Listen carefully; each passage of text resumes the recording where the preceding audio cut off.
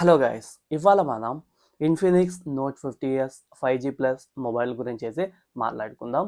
ఇది unboxing video అయితే కాదు, మనం కొనలేదు. బట్ అది అందులో ఉన్న ప్లస్లు మైనస్లు మొత్తం చూసి అసలు కొనొచ్చా లేదా, వర్తా కాదా అనేది నేను ఇవాళ మీకు చెప్పడానికి అయితే ప్రయత్నిస్తాను. సో మీరు ఒకవేళ కొనుంటే మీ అభిప్రాయాన్ని కింద కమెంట్ సెక్షన్లో చెప్పండి. ఓకే, అయితే ఈ ఫోన్ మనకి 17,000కి అయితే వస్తుంది. అయితే మనకు బ్యాంక్ ఆఫర్ ఇవన్నీ కలుపుకున్నట్లయితే జస్ట్ 1000 అయితే బ్యాంక్ ఆఫర్ ఉంటుంది. సో మనకు 15,500 నుంచి 16,000కి అయితే ఈ ఫోన్ వచ్చే అవకాశం ఉంటుంది. అయితే ఈ ఫోన్ గురించి మొత్తం చూసినప్పుడు నేను చాలా పాయింట్స్ అయితే నోట్ చేసుకున్నాను. సో అవన్నీ మనం ఒకసారి చూద్దాం. అయితే ఫస్ట్ మనకు ఈ బాక్స్లో వచ్చే కంటెంట్ చూసుకున్నట్లయితే మొబైల్తో పాటు ఒక కేస్ అయితే వస్తుంది. అలాగే 45 వాట్ ఛార్జర్ అయితే వస్తుంది. అండ్ సిమ్ ఎజెక్టెడ్ పిన్ ఉంటుంది. అలాగే పేపర్ వర్క్ అయితే ఉంటుంది. అలాగే ఇది హైబ్రిడ్ సిమ్ స్లాట్ అయితే కాదు, మనము ఖచ్చితంగా 2 సిమ్సే వేసుకోవాలి. మెమరీ కార్డ్ వేసుకునే అవకాశం అయితే లేదు. అయితే ఈ ఫోన్లో మనకు 6.78 full HD super AMOLED display అయితే ఉంటుంది. అలాగే 3D కర్వ్డ్ డిస్ప్లే అని చెప్పుకోవచ్చు. ఈ బడ్జెట్లో మనకు 3D కర్వ్డ్ డిస్ప్లే అనేది రావడం ఒక ప్లస్ అని చెప్పుకోవచ్చు. అలాగే 144 హెచ్ రిఫ్రెష్ రేట్తో వస్తుంది. కార్నింగ్ గొరిల్లా 5 ప్రొటెక్షన్తో కూడా ఈ ఫోన్ వస్తుంది. అలాగే ఇది పంచ్ హోల్ డిస్ప్లేతో వస్తుంది. సో ఇది డిజైన్ పరంగా చూసుకున్నట్లయితే, డిజైన్ పరంగా అయితే వీళ్ళు ఒక మెట్టు ఎక్కేశారని చెప్పుకోవచ్చు. వీళ్ళు 10,000లో ఫోన్ తీసుకొచ్చినా కానీ డిజైన్ పరంగా మాత్రం ఒక 20,000కు అది వర్తేమో అనిపిస్తుంది. అంత బాగుంటుంది. రీసెంట్గా మనం ఇన్ఫినిక్స్ నోట్ 50X తీసుకున్నాం కదా, సో ఆ ఫోన్కి సేమ్ మనకు కొంచెం సేమ్ డిజైన్ అయితే ఉంటుంది. సో వేరే వాళ్ళు చూసినట్లయితే కొంచెం ప్రీమియం మొబైల్ లాగా అయితే అనిపిస్తుంది. అండ్ నాకు ఈ ఫోన్లో నచ్చిన ఇంకొన్ని ఆప్షన్స్ అయితే మీకు చెప్తాను. సో మనకు ఫ్రంట్ కెమెరాలో 4K రికార్డింగ్ అయితే ఉంటుంది. అలాగే HDR10+ సపోర్ట్ ఉంటుంది. అలాగే వైడ్ 1 L1 సపోర్ట్వి ఉంటుంది. డ్యూయల్ స్టీరియో స్పీకర్ అయితే ఉంటుంది. మీకు లౌడ్నెస్ అయితే చాలా బాగుంటుంది. సో మీరు ఏమైనా మూవీస్ ఏమైనా వాచ్ చేయాలనుకున్నా కానీ మీకు చాలా సూటబుల్ అయితే ఈ ఫోన్ అవుతుంది. అలాగే మీకు మీడియాటెక్ డైమెన్సిటీ 7300 ప్రాసెసర్ అయితే ఈ ఫోన్లో యూజ్ చేశారు.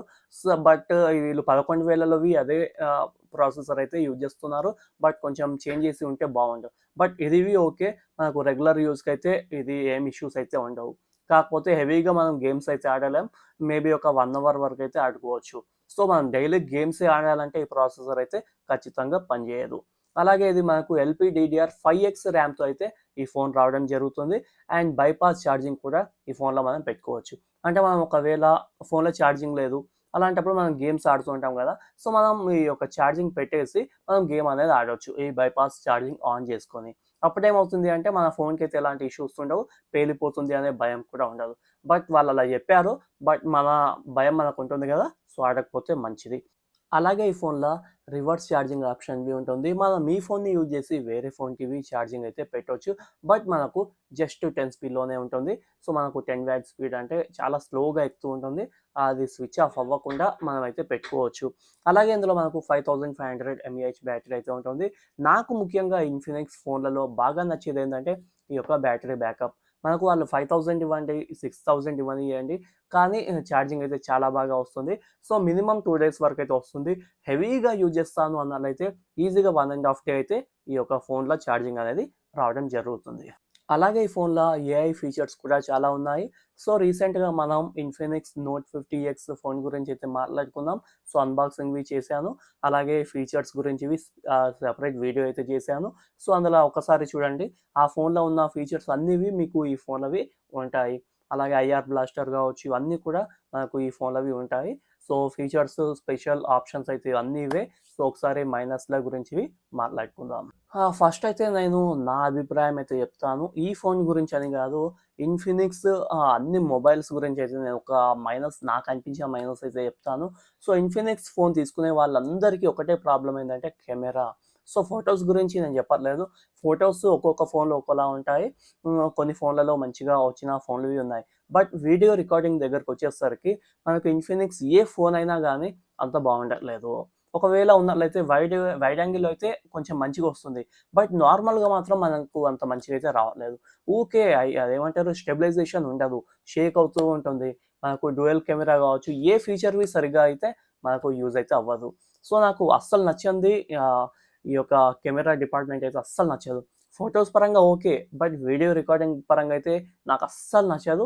సో, అలాగే ఇంకా వేరే మైనస్‌ల గురించి మాట్లాడుకున్నట్లయితే ఈ ఫోన్‌లో మనం జస్ట్ 2 సిమ్స్ మాత్రమే వేసుకోవచ్చు. మనం మెమరీ కార్డ్ వేసుకునే అవకాశం అయితే లేదు.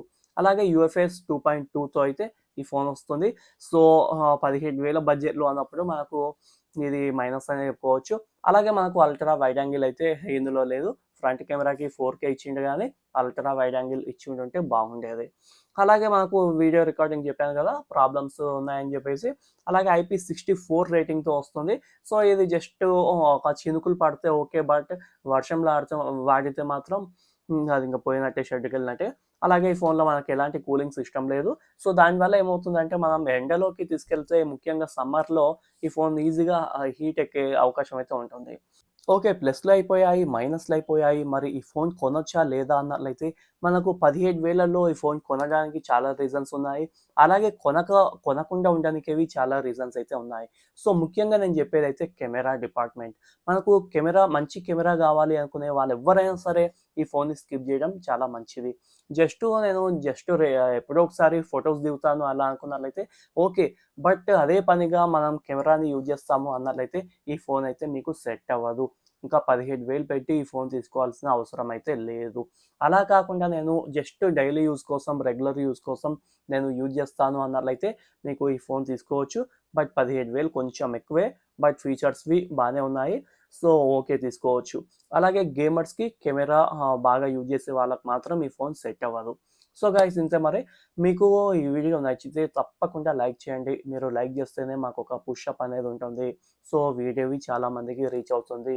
So, please help me. మీరైతే సబ్స్క్రైబ్ చేసుకోండి. అలాగే లైక్ కూడా చేయండి. మీ అభిప్రాయాన్ని కింద కామెంట్ సెక్షన్‌లో తెలియజేయండి. ఓకేనా? Thank you.